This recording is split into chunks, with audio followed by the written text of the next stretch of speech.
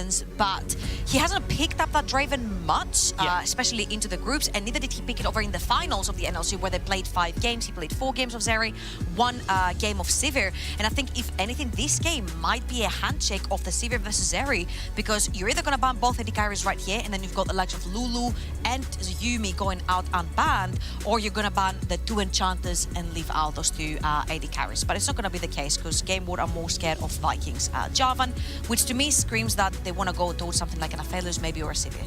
Yeah, that's quite interesting actually, because I was expecting more bot lane stuff, but like I said, Vikings been quite a powerful like pickup for X7. There's been a massive shift in their like overall power since he joined this roster. So it makes sense that you do put focus on something which he can take over the map early on, because that's Vikings style. Ooh. He gets on the map and he takes it over early. But there we go. We're going to see the Nautilus as the final ban here from the side of X7. I think right here you pick the Yuumi and then you stick it on whatever you want for Inax, right? They played such an insane game versus who was it, Matchko if I'm not wrong, where Inax was on that Zeri, there was a Yuumi on Camilius, and they completely 1v9'd this entire game. But then again, I think the Jarvan ban kind of screamed, we want to play any mobile AD carry that could get caught by a Cataclysm, so the Sivir has been locked in. X7 had the chance right here to lock the infamous Zeri with Yuumi or Zeri with Lulu. I feel like, yeah, this is just going to be a Zeri Yuumi rotation for X7. I mean, they technically don't have to pick up the Zeri. Ooh. They're going to go for the Ahri for Tempt. Now, there is a world where you could see the Zeri get flexed into another role here from GameWard, but I very much doubt they're going to do that. We're not seeing the Zeri mids as common as we were earlier on in the year. So GameWard now are probably going to take the Lulu, otherwise it's just going to get banned out. Put some of us quite comfortable here in the bot lane. Maybe a Vi lock-in, actually, for Akabane as well, just because they expect the Zeri to come forward. You're going to be able to lock Attila down on that and deny him from actually being able to kind of really out-kite in the fights. But I'm thinking this is probably just going to be the Vi and the Lulu pickup here for GameWard, unless they have something else prepared in that support role. I think it's very important to take away the Vi as well, because she pairs up so well with the Ahri. So right here, if X7 wanted to sack completely their AD carry, they can go towards Draven, Jhin, Ezreal, whatever they want with the Yuumi pretty much, and say you can ban the Zeri away and then lock in that Vi together with the Ahri.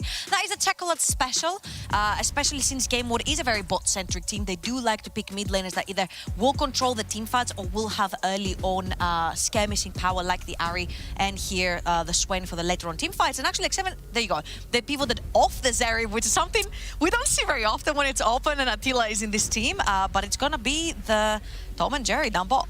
I mean, you still have the same problem. Vi can just point and click you and lock you down, and then the Swain can jump in. But it's going to really be, a lot harder here for GameWard when you've got the invisibility, you've got, you know, they're both just popping out of nowhere, final chaptering, spraying and praying you down in that just straight line, and will absolutely obliterate a team. There's already a lot of kind of destructive team fighting from X7, with the Ahri dashing around the edges. GameWard, I think it looks a little bit more kind of straightforward and you know, kind of by the books as a team fighting comp they're locking in, and we know GameWard like to play these kind of team fight centric comps. So expectations are we'll probably see, you know, a little bit more of a round of that kind of going down. And as X7, they're just going to ban away these enchanters. They're going to take off the Lulu. The Trundle's been banned away as well. See what the next ban's going to be. Of course it's going to be the Renata. This is the only other enchanter that remains that works so well into the Twitch. Twitch opens with spray and pray. You put down this hostile takeover. You start spraying down your entire team. This goes really south. But very key, 2 of Vikings junglers have been banned out. So what does he have left right here? Because usually he would pull something like the Rek'Sai out if he's feeling very confident. But right here, I think X7 really need that frontline for themselves. So even maybe something like a Setsuani could pop up out of nowhere. Chasey has been playing a lot of Setsuani up in the top lane as well. So maybe picking it away now that you know that Trundle is no longer something that can nullify that Setsuani would be good. Oh, they're gonna blind pick the Aatrox instead. Chasey's been loving the Aatrox so far during the tournament. He's been very heavily leaning on these carry top laners as well. Not really been playing too many tanks. I think in groups, like Ornn was the only tank he played and he lost on it. So he's only really been playing these very aggressive top laners. As we're going a little bit zoomed in there. We'll see what the next. Oh, a Mumu getting picked up. That is scary now for X7. There's a lot of crowd control. There's a lot of space that can be bought by GameWard. And the question for me is, what can X7 actually pick up now to kind of round out this comp? Because GameWard, you know, we're going to be looking now towards that mid or top laner for them.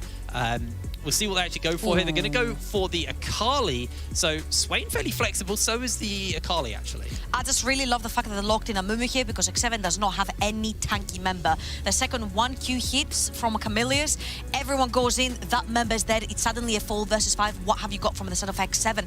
Let's see what they're going to choose to bring out from the jungle, because again, something maybe like a Sejuani, you need something to be able to face check into that Amumu to take that first hit, because there's so much damage coming in from the Akali, the Swain, the Vi, the Sivir, and it is going to be the case. Having these 3 seconds, you know, when you're so durable with that Sejuani in the jungle, are going to prove to be so valuable to actually get into this river if you've been forced out from GameWard. All right, so I want to talk a little bit about the overall comps now that everything's locked in. Let's start with X7.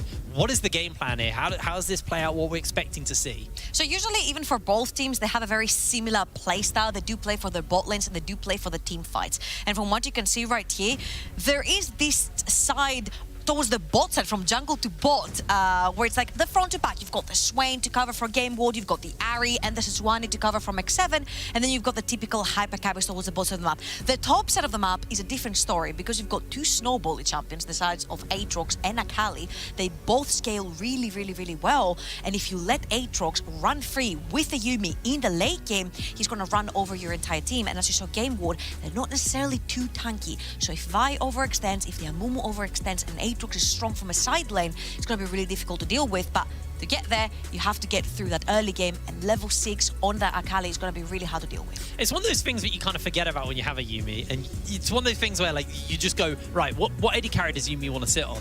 Actually, it's not always the case. Just, yeah. She can go on, you know, if you've got a carry jungler or like an aggressive top lane, like a bruiser top lane like Aatrox, he has so much inbuilt sustain, but then that adding extra sustain and that adding extra kind of like slows and crowd controls that Yuumi brings for him just makes him so much stronger. But we are now on to the Rift for our first of our quarterfinals here at the EU Masters. It's going to be GameWard taking on X7. I am hoping we are going to get a full 5-game series. And remember, guys, don't forget to claim your August/September League of Legends monthly capsules, all for you Prime shoppers out there. You got RP, Mythic Essence, skins, and more. So make sure you do get that all sorted for yourself. But here we go. Game number 1.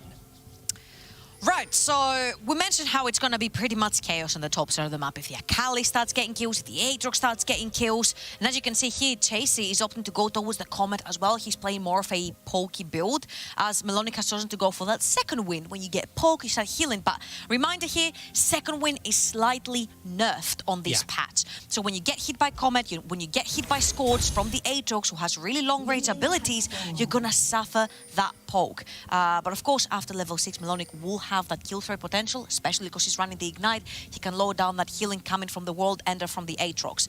Now, where the teams are going to choose to focus, for me, I'm thinking that top side. You get Melonic on his Akali really fed. He can dive into the backline. He can kill the Twitch 1 versus 1. He can kill the Ahri 1 versus 1. Earlier on, though, it's probably going to be, I'm sorry, a little bit of a slower game. This is a best of 5, guys. When we're walking into quarterfinals and it's a best of 5, usually game 1 is a little bit of a test as well. You're testing the waters. You've seen how willing your opponent is to go the extra mile, to play a little bit more aggressive. And also, if you make a mistake, then you're carrying it on for the rest of that best of series, the what-ifs that we're talking about. So usually, it's more of a slower game for both GameWard and X7, since they both love teamfighting that late game. Yeah, they're both 2 teams that do like to sit back and kind of just relax, catch them farm, kind of get those 2 free items on their AD carries and then look to fight. But there is that world where Akamain on the Vi, if GameWard are playing aggressive and they're playing fast and he's ahead, he is the person who dictates that speed for the team. So keep your eye on this Vi and see what they're looking to do. So far, starting on their blue side, clearing downwards, and will be on that bottom side of the map. But same for Viking, who's done 2 camps and immediately started to rotate towards the bottom side of the map. So expect to see both of these junglers showing up into some early action. As cutting over to mid lane, Tempting Checolate actually, both half HP, so being a fairly aggressive lane where they've just been trading with each other as much as possible. And for these 2 teams, this quarterfinal means a lot. For GameWard, they're coming in as the 4th seed of the LFL. They were doing pretty fine over a regular season. They were 2nd, but then they flopped in the playoffs, and so did X7. X7 were looking very strong over in the regular split. We thought they were going to take the crown again from Spring, but it wasn't the case. They got reverse swept in the finals by Dusty. And right here, they're looking to reclaim that glory from Spring. Actually, LDLC was the one that knocked them out in 2022 Spring, and now GameWard, another LFL team that they have to face over in the quarterfinals. But it doesn't end there, Heatbrain, because if X7 do make it through, this particular LFL team, they're going to have to face, either LFL Seed 2 or LFL Seed number 3 in the semifinals. Yeah, so if they the can make it LFL through teams, here, they're never ending. It is a gauntlet of France for the side of X7 if they're going to make it through today's action. This matchup is one we've been very excited for because, like you're saying, they're both teams who kind of failed and fumbled during playoffs. You know, X7 should have 3-0'd their domestic finals at NLC, but they just threw game 3 and then it snowballed from there. And, you know, it was an element of them being a little bit too cocky versus Dusty. Dusty got wind in their sails and kind of carried that momentum forwards. And GameWard are also another team who are a little bit guilty of getting cocky, maybe resting on their laurels a little bit, getting punished for it. So both these teams, you know, made mistakes on the tail end of their season domestically, and they really want to come back and prove that they are better than 2nd and 4th in their region. And last time Chocolate also played Swain, it was against Dusty, another NLC team, and he actually solo killed the mid laner on the Swain. So he's very familiar with the matchup right here. Swain into the Ahri. He forced the early teleport from Tempt and kept his, getting that quick recall right there. And let's see where these junglers are going to choose to go first, right? Because Vi is looking for that level 6. He's looking to pin someone down with the ultimate and then have the follow-up come through. But so is Sejuani, right? He's looking for that long-range ult to pin someone down and then go all in.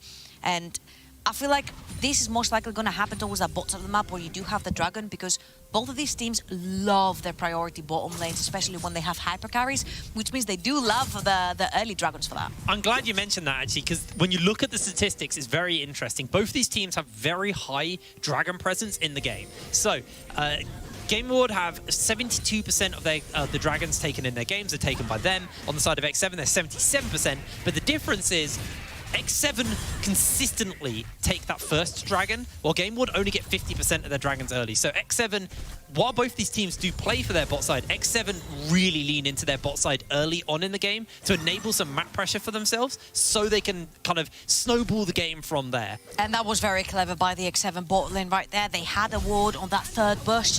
The second they saw, they forced basically GameWard's bot lane to stay around, but look, there's Viking on the side as well. He's possibly looking for a big shove, but because the wave is too large, you can't necessarily force a dive. Chocolate is also level 6. He was hovering towards that bot side of the map. Tempt still level 5, not teleport to join that fight. So they're just taking their waves, they're farming the back and forth. This is the nature of a best of 5. You're testing the waters in that first game. How far is your opponent willing to go? How far are you willing to go for these early game advantages? And especially when you're scaling that much into the late game for both of these teams, you don't necessarily care too much about pressuring that early game advantage, because if something gets out of control, it'll be really difficult to shut down. Yeah, absolutely.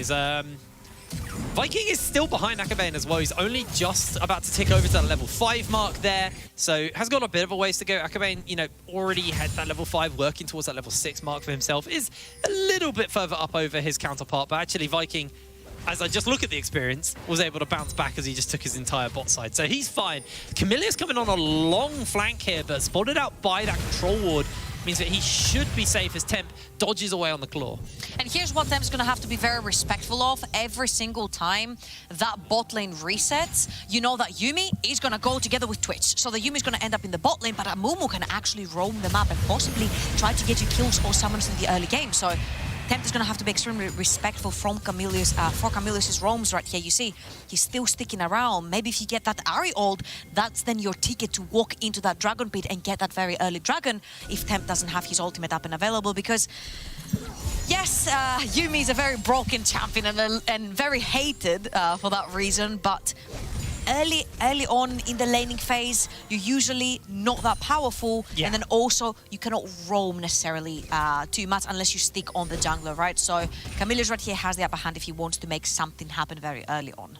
Yeah, well, both of these champions are very good in a team fight, the Amumu and the Yuumi. The Yuumi is entirely utility for these bigger fights and these skirmishes where, you know, you have a bit of crowd control, you have that roaming potential, you know, you have a lot more early presence as that Amumu. But for now, we are going to see GameWard just get shoved in underneath their tower somewhat, but not really too much of me taken in that time. Akabane now has level 6 and is making their way up towards the mid lane. Tempt trying to get away for the moment as Akabane charging up the queue. Not going to come over the wall. And they actually do have their support in Camilius roaming around as well as Viking, constantly trying to look out to spot where Camilius is. Actually, I think Viking has gotten there unspotted. Now he's going to be spotted, of course, by the control ward, but Inax is all alone towards the bots of the map. Viking is taking his red, and, sorry, Cabana is taking his red, but Viking might be spotted here. He will definitely get spotted right here, but the objective that X7 came for was to take that plate. Viking might have to flash. Viking's in trouble. He's going to have to blow it down. Throws onto Inax, but he can't get over the wall in time. First blood to Akabane. That was very beautifully done. Viking oversteps his welcome on the map, and Chocolate. Oh, Tempt has to flash away, still holding that ult a little bit longer. He's going to chase in, and Chocolate finds the solo kill onto Tempt. Yet again, last time we saw Chocolate on the Swain, it was against NLC's Dusty. He solo killed Backland on the Ahri. He solo kills Tempt on the Ahri as well. He knows the matchup so freaking well. And again, Viking here, he's overextending. He does not expect Akabane to be towards that bot side of the map. And we mentioned, if a Mumu hits that Q, you've got so much CC together with the second Q. And lovely stuff right there from Akabane. Instantly chains up the ultimate as well to not allow Viking to flash through the wall. Beautiful chain also from Chocolate. Chases Tempt underneath his tower, who didn't have another charge of the ult.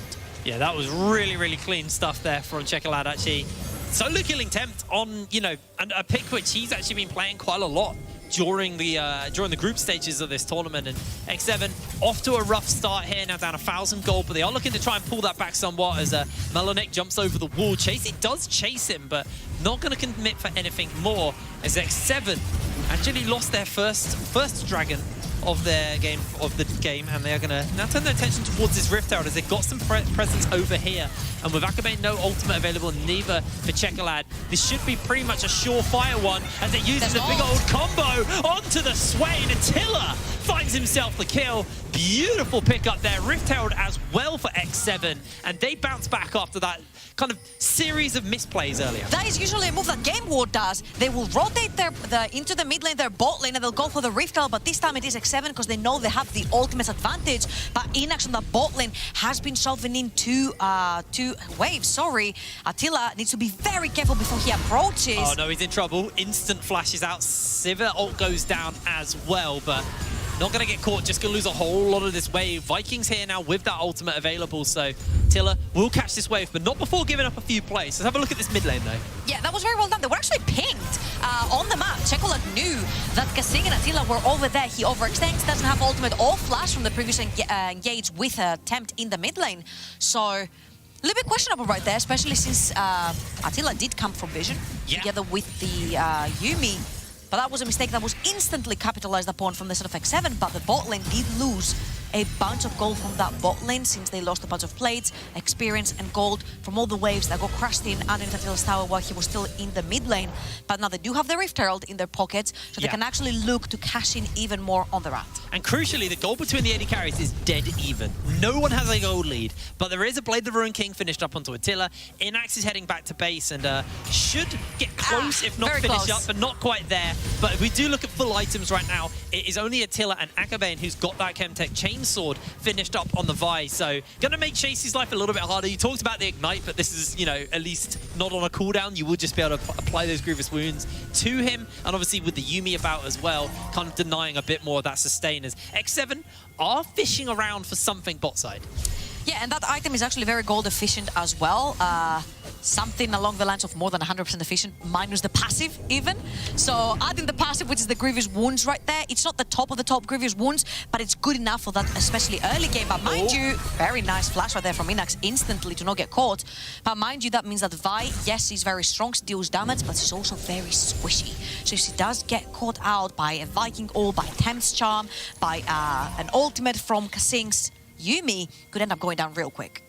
That was a really nice play there by the side of X7, just because Attila burnt his flash earlier when that potential dive went down. So now actually burning Inax's in response kind of equalizes out the score somewhat on that front. And right now the gold lead is still 1,000 in favor of GameWard, and it's really anybody's kind of tempo to take, I guess. You know, it's only a 1,000 gold league. That gold lead is also spread very evenly across a lot of their members.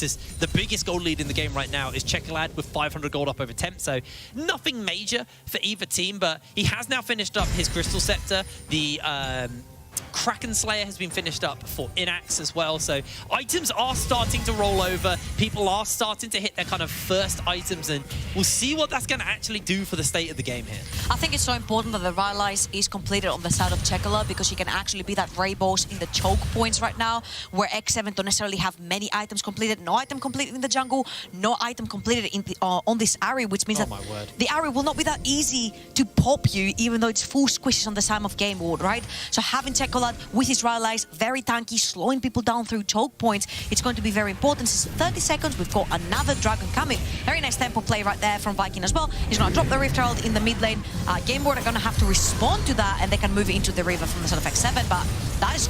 Oh, not moving. That's not moving, Trouble. It's just gone.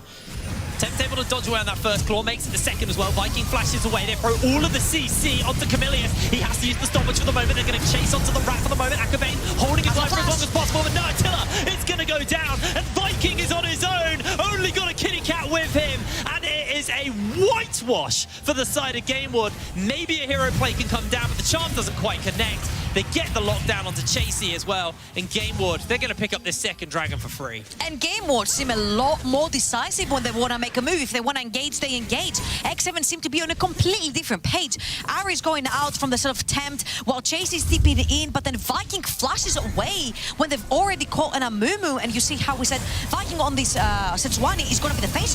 But why are you flashing away? You actually got a pretty good ultimate onto Camillus' Amumu. You need to stand in front of your Twitch to beat that rock and wall in front of your Hypercarry, especially since Attila does not have that ultimate. So being stuck on the ramp right there, with Checolat actually stopping any entry from mid lane as well with his ultimate. Yeah. Really good stuff right there from GameWard, stopping the indecisiveness, I would say, right there from X7. Well, as soon as Vikings ult hit Camilius, Akabane was like, it's easy. I can just press R on the Rat and take Attila out of the game. And without any frontline, with the fact that the cat disconnected as well, Attila was just easy pickings. And now has got his flash, but hasn't got his cleanse. Sway's going to shove into Inax. Inax is a Sivir, though, so that's going to be dealt with fairly quickly. And this Tri-Brush is just Camilius's and Akabane's. They just live here. They absolutely adore sitting in this bush.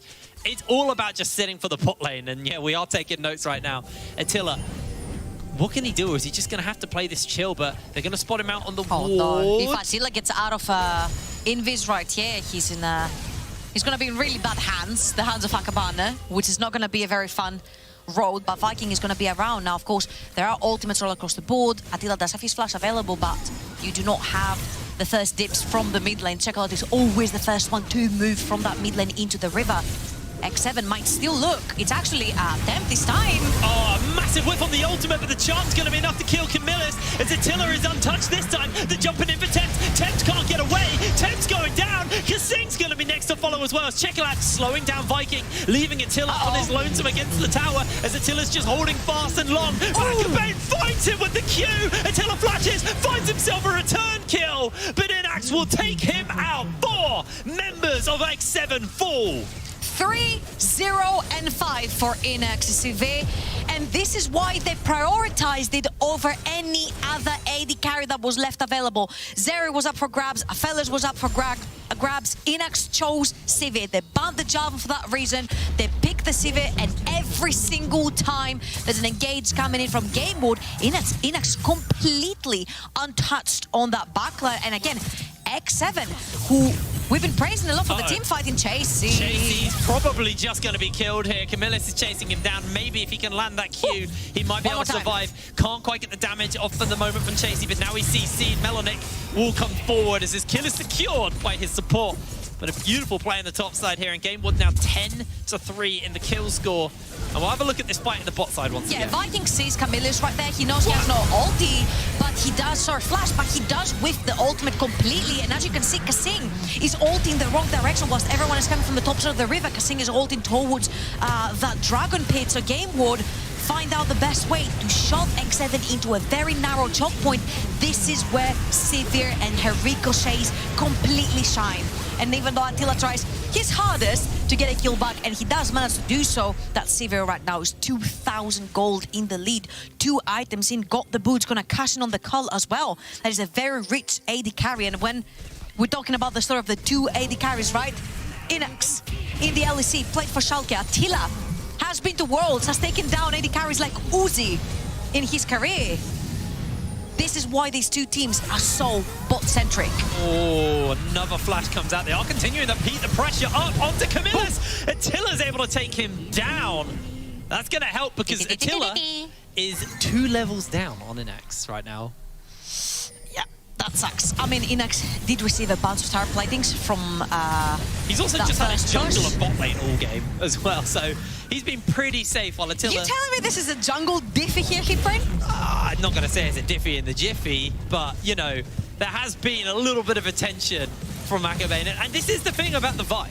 Is the Vi entered into the meta because it was picked up as a way to counter Zeri, but Vi still does exactly the same job even if it's not a Zeri. You pick the AD carry and you just CC them and you will follow them no matter where they go and you're able to take them out. So this is why this champ has been kind of showing up more and more, and you know they expected this to be into Attila Zeri, but it works just the same into Twitch. I'm gonna be honest with you, it gets worse. Yeah. I think your biggest concern is not the Sivir or the Vi or the Swain, to be honest. I think it's Melonyx Akali, who has been farming a storm on the top side of the map. He's got his Rift Maker completed, and who stops that Akali when she manages to find a way into the backline, which is now much easier, because if Akabane presses R onto Attila, then very instantly Melonyx can jump onto the back and assassinate the rat with his jungler. So it becomes really difficult because you don't have a point-click stun or any type of CC to lock down that Akali from just completely demolishing that backline. So the second Melonyx starts joining the fights, the second he starts finding these flanks and these opportunities to get onto Attila, the team fights are going to get much more difficult for X7, and Kasing might have to actually jump ship and get onto Chasey to see who can kill the backline faster here. Well, I think we're going to see a lot of this game kind of just slow down. It's very much in the tempo of GameWard, and they're a team that don't normally overreach or overextend, especially in this first game of a best-of-5 here. They're going to be playing relatively calm. But Chasey, he's overextended. He's flashed, but there's the constant CC, the constant slows. I mean, there is nowhere for him to go. And Akabane able to take him down. This will be the last outer turret crumbling here as X7 just losing way too much here in this game 1. Getting punished heavily by GameWard, who just have a fantastic read on the current state of the map. And again, that's a little bit of a whoopsie for Chasey as well. Your bot lane is backing. They're all the way back in the fountain. You're not allowed to be halfway past your top lane because you're literally the only lane that can get ganked at this particular moment, and you cannot overexpose yourself like this. Give yet another kill away to Akabane, who now is looking towards his mythic item. Is going to be most likely the Crossfire. They're looking for Attila, but Attila has found himself caught. Camillus on the flank as Inax is able to take him down. Temp finds an assassination off, but no, he is going to go down. And this fight has gone so wrong, so quick. Chasey gets the cat on him, but he's got to somehow 1 versus 4. He can't survive, and it's a triple kill over to Melonyx. Kasing will be going down. An ace for the side of GameWard as they just slam X7. So decisive yet again from GameWard. It's actually X7 who have been looking over and over again with that Twitch Yuumi in the mid, and whoever overextends, they instantly jump on them. But Akabane does not blink at all. The second the Twitch opens fire onto this Vi, Akabane says, in your face. He'll cue the rat, stun him in place, and then hourglass every single bit of damage that's coming through. And Camillus with a lovely flank as well keeps Twitch in place. The rest of GameWard arrive, and it's a absolute bloodbath. Yes, Chasey has the Yuumi on him here, and yes, potentially we could be talking about a different story if he had his ultimate, but without the ultimate, without that heal, and without the extra stats, it's really difficult to 1v5.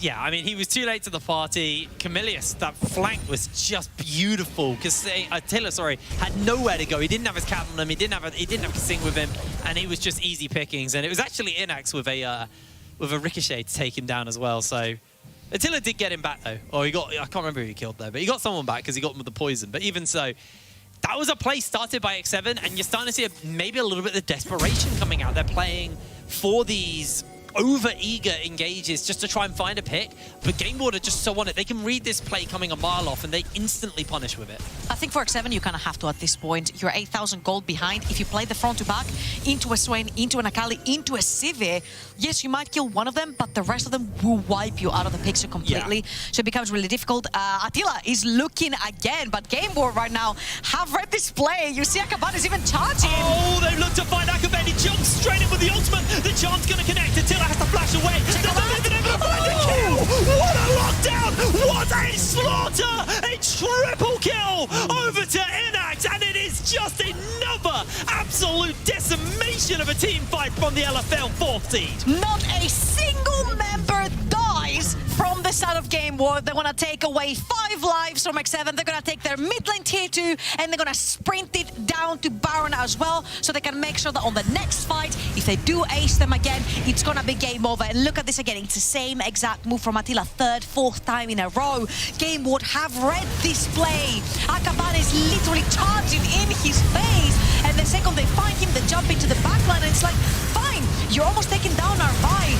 Checolat flashes in with that Swain ult. There's so many ricochets jumping from one to another, and Melonic is just having the best time of his life. There's no CC on that Akali. It didn't make an overall massive difference to the fight, but Akabe, when he re-entered the fight, caught Kasing mid-jump and actually stopped him from reconnecting, so at least everybody survived. Just to add insult to injury, that fight was done no matter what, but it was a cool little kind of end flare Make it a little bit worse, you know? Yeah, and speaking of flares... Oh, get the mental edge. Yeah? Yeah. You know how you get the mental edge? Yeah. You find the Yuumi whilst he's jumping from one side to another with a Q, that's very fancy. And 2, you stick a Magice in your build. Yes, that's what I was about to say. They've got 22 stacks on Checolad. He is stacking up his book right now. I thought they were going for the play again. I really feel like they're just like constantly trying it and hoping that one time I'm not gonna lie, I think it is the only play. You need to use that Twitch to actually try to find a pick and get it to become a 4 versus 5. But GameWard are bundled up as 4 the entire time. Melonic has so much mobility to get out of the Twitch or even assassinate him, right? So they definitely don't want to be going towards that Akali. But the rest of GameWard are always sticking together as 4, so it's really difficult for Attila to find an opening. And I think X7 will have to fight this one. Oh, they're looking in for the charm. They find the knockup. Checolad instantly uses the stopwatch. The final chapter's not going to knock anybody down. As Checolad is shut down by Attila, but he's half health already. And it's a 1 for 2 in favor as here comes Melonic. Finds himself the flip. Kasing, maybe he can get to Tempt. No, he can't. The charm connects by Tempt. The laser beam comes down as Tempt maybe can find a little bit of additional damage off. Can't quite connect it. Can't quite finish off Melonic. And the inhibitor will be destroyed here by GameWard. They may even continue to pressure to try and end this game. They've got the teleports, like you said. They're going to be bringing them in. They're going to be looking to close this game number 1 versus X7 as Melonic will come in with a shuriken flip. Oh, the Tempt finds himself a shutdown. And maybe he's held on. They can't end. Viking is up in 2 seconds. They can't end. Chasing 7.